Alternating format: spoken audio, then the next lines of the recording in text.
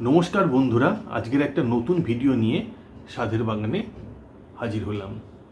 तो आमार सामने जे गाछटा देखछेन सबाई अल्प विस्तार हलेও এই গাছটার सम्बन्धे যথেষ্ট পরিচিত, কারণ এই গাছটা প্রায় প্রত্যেকের বাড়িতেই দেখা যায়।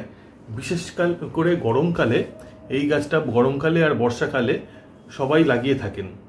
শীতকালে সাধারণত এই গাছটা বেশি দেখা যায় না, তাও শীতকালে অল্প বিস্তর অনেক জায়গায় দেখতে পাওয়া যায়।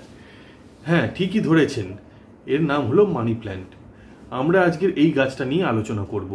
এর কিভাবে যত্ন করা উচিত আর কেন আমরা মানি প্ল্যান্ট লাগাই, কিভাবে লাগাই, কোন মাটিতে লাগাবো, কীরকম ওয়েদার এরা পছন্দ করে, এই সব নিয়ে থাকবে আমাদের আলোচনা। তো চলুন আমাদের এই মানি প্ল্যান্ট সম্বন্ধে কিছু জেনে নিই। এই মানি প্ল্যান্ট যেটা দেখছেন এটা ভ্যারিগেটেড ভ্যারাইটি। এখন জুলাইয়ের আজকের 2 তারিখ, এই 2 তারিখে ভিডিওটা করছি। এখানে বর্ষা নেমে গেছে আর মানি প্ল্যান্ট এই বর্ষা এই ময়েশ্চার খুব পছন্দ করে, কারণ এই সময় এরা খুব তাড়াতাড়ি বৃদ্ধি পায়। তো মানি প্ল্যান্ট সম্বন্ধে একটা কথা প্রচলিত আছে যে এই গাছটা যদি অন্য কারোর বাড়ি থেকে যদি কাটিং চুরি করে এনে লাগানো যায় তাহলে তার বাড়িতে ধনসম্পত্তি বৃদ্ধি পায়, মানে যে নিয়ে এসছে কাটিংটা তার বাড়িতে ধনসম্পত্তি বৃদ্ধি পায়। তো সেটা একটা গল্প কথা। আবার এটা মনে করা হয় যে এই গাছটা যখন উঁচুর দিকে বাড়ে তত নাকি ধনসম্পত্তি বাড়ে, আর যখন এটা লতিয়ে নিচের দিকে চলে, অনেকে হ্যাঙ্গিং বাস্কেটে করে থাকেন, সেটা নাকি অশুভ। তো যাই হোক, আমাদের সেটা বিষয় নয়। অনেকেই হ্যাঙ্গিং বাস্কেটে নিচের দিকে ঝুলিয়ে এই গাছটা করে থাকেন সুন্দর দেখার জন্য। তো আমরা সেই নিয়ে ভাববো না, আমরা এই গাছটা কীভাবে কেয়ার করব, এই গাছটা কী ওয়েদার পছন্দ করে, কি সার দেব, কোথায় রাখবো, এই সব নিয়ে আলোচনা করব। প্রথমে বলে রাখি, এই গাছটা যখন আপনারা কিনবেন, দেখুন পাতাগুলো কি সুন্দর, ভ্যারিগেটেড ভ্যারাইটি। আচ্ছা, এই গাছটা সম্বন্ধে আরেকটা জিনিস বলি যে এই গাছটা কিন্তু এই 4-5 রকমের ভ্যারাইটি হয়। এটা দেখছেন ভ্যারিগেটেড, বেশ হলুদ আর সবুজের কম্বিনেশন। আর একটা ভ্যারাইটি হয়, সেটা আমি দেখেছি, সেটা একদম হালকা সবুজ রঙের, অনেকটা টিয়া কালারের বা হলদে টাইপের ভ্যারাইটি। সেটা রোদে রাখলে ওই রকম একটা আভা বেরোয়, হলদে টাইপের আভা বেরোয় যত রোদে রাখবেন, আর ছাওয়ায় রাখলে ওটা ডিপ সবুজ টাইপের হয়। কিন্তু ওই ভ্যারাইটি ছাড়াও আরও 2-1টা ভ্যারাইটি আছে। তো আমার কাছে যে ভ্যারাইটিটা আছে বহু প্রচলিত ভ্যারাইটি। তো দেখুন এই গাছটা কিন্তু আমার কি সুন্দর ঝোপালো হয়েছে। তো এই গাছটা কিন্তু আমি কারোর বাড়ি থেকে চুরি করে নিয়ে আসিনি, এই গাছটা সম্পূর্ণরূপে আমার কেনা।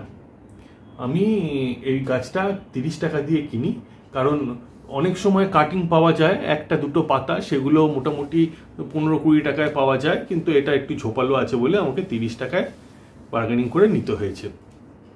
তো এই টপটা আমি ঘুরিয়ে দেখাচ্ছি, দেখবেন যে এর অনেক কিন্তু ব্রাঞ্চ, একটা ব্রাঞ্চ নয়, অনেক ব্রাঞ্চ। দেখুন এই যে ডালটা বেরিয়েছে, সেই ডালের এখান থেকে কিন্তু শিকড়ও বেরিয়েছে, দেখতেই পাচ্ছেন এই যে শিকড় বেরিয়েছে। আর তাহলে চলুন এই গাছটা সম্বন্ধে আলোচনা করা যাক। যে মানি প্ল্যান্ট কিন্তু আমরা দুভাবে করতে পারি, একটা হচ্ছে প্লেন জলে আমরা কাটিং থেকে গ্রো করতে পারি, আর একটা হচ্ছে যে কোনো সলিড মিডিয়াতে। সলিড মিডিয়া কি, সেটা হচ্ছে মাটিতে গ্রো করতে পারেন, বালিতে গ্রো করতে পারেন, কোকোপিটে। হ্যাঁ, অনেকের প্রশ্ন যে ইনডোর প্ল্যান্ট কি কোকোপিটে গ্রো করা যায়? হ্যাঁ, অবশ্যই করা যায়। দেখুন আমি কিন্তু কোকোপিটে গ্রো করেছি, আর খুব সুন্দরই হচ্ছে গাছটা।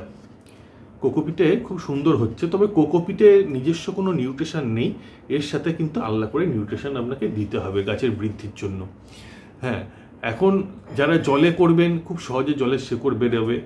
এখন জলে করতে গেলে এই দেখুন, প্রতিটা আপনারা যদি শুধু পাতা থেকে করতে চান তা হবে না, এরকম নোডের নিচ থেকে কাটতে হবে, কারণ এই দেখতেই পাচ্ছেন যে নোডের এখান থেকে মানি প্ল্যান্টের কিন্তু শেকড় বেরোয়।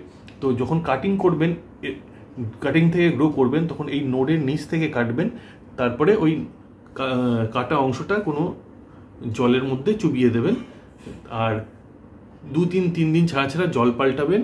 তো মোটামুটি 10-15 দিনের মধ্যে আপনারা দেখতে পাবেন নতুন রুট বেরিয়েছে। আর একবার রুট বেরোনোর পর পরে সপ্তাহে একবার করে জল পাল্টালেই হয়ে যাবে। এবারে যারা, হ্যাঁ এখানে বলে রাখি, যারা জলে করবেন এই গাছটা তাদের ক্ষেত্রে যে প্রবলেম হলো, পাতাগুলো কিন্তু এত বড় হবে না, পাতাগুলো কিন্তু ছোট ছোট হয়।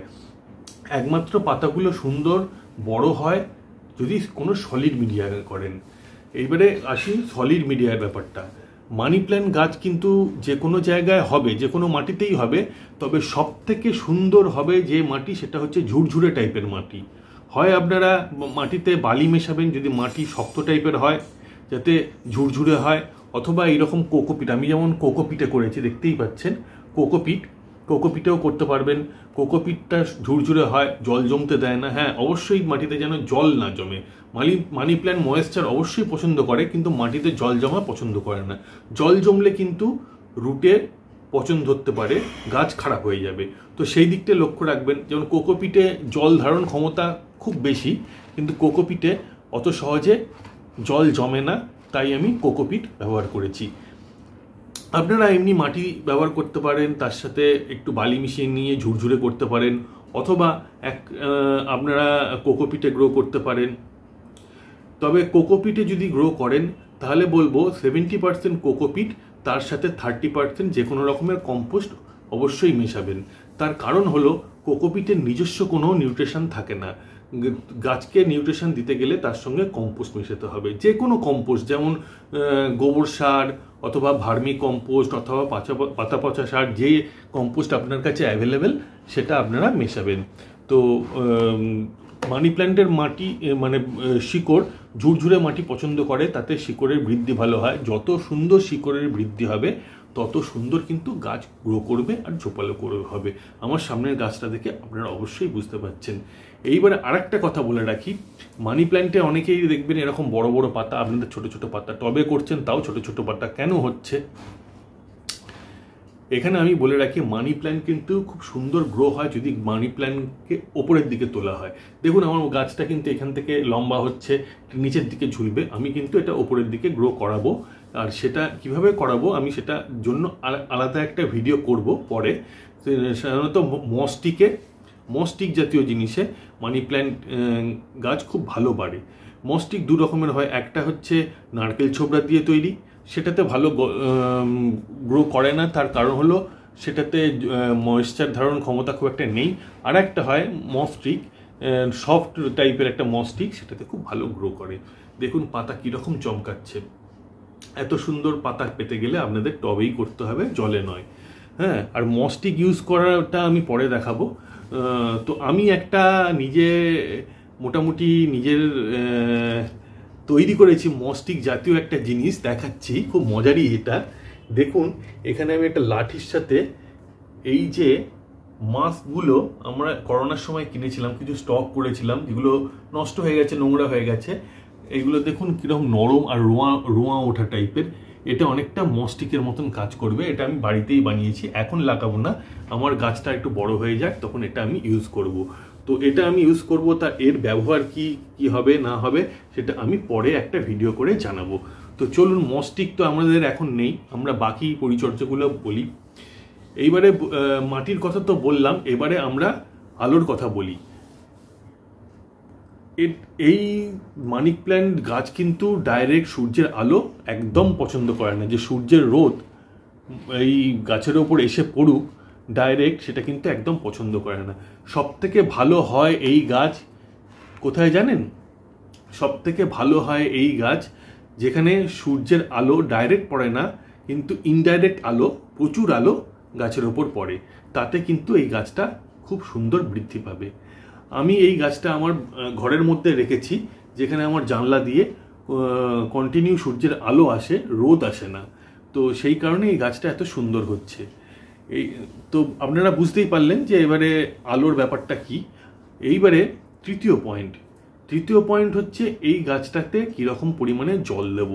দেখুন আমি কোকোপিটে গ্রো করেছি, কোকোপিটের জল ধারণ ক্ষমতা খুব ভালো।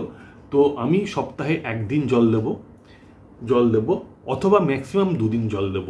আপনারা যদি মাটির সাথে বালি মিশিয়ে করেন তাও আপনারা সপ্তাহে ম্যাক্সিমাম 2 দিন জল দেবেন, তার বেশি জল নয়। আমি আগেই বলেছি এরা কিন্তু ময়েশ্চার পছন্দ করে, কিন্তু মাটিতে অতিরিক্ত জল পছন্দ করে না। তাতে কিন্তু রুট ড্যামেজ হয়ে যাবে, রুট পচে যাবে, তাতে মানি প্ল্যান্ট গাছটাই আপনাদের খারাপ হয়ে যাবে।